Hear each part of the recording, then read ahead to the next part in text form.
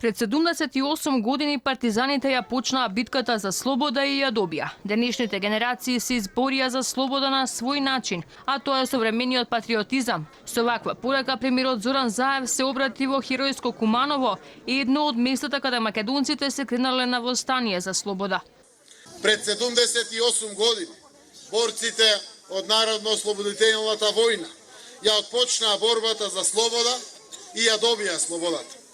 Нашата генерација на свој начин ја повтори таа борба.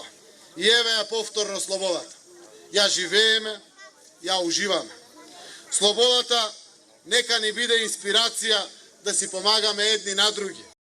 Кумановчани за Алфа велат дека споменот на партизаните и нивната заложба треба да се негува. Слободата која ја донале не е само за Куманово, туку и за цела Македонија. Заслужува почит, а не негирање. Вас представува празник 11 октомври. Па најголем празник, со 2 август, најголем празник за Македонија. Отпочнување на антифашистичка борба.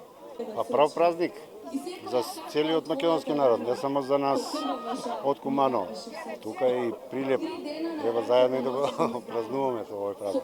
Така, тогаш борците се избориле за денешната слобода. Успеваме ли да ја сочуваме ние денес? Ние би требало да ја сочуваме, ама некои како одат на страна, многу тешко. Голем ден за македонскиот народ и воопшто за граѓаните на Македонија, дента кога македонскиот народ се дигна против фашизмот. Треба да го славиме и не треба да го заборавиме никакош. И да ја принесуваме и младите да ја разберат пораката која носи овој ден.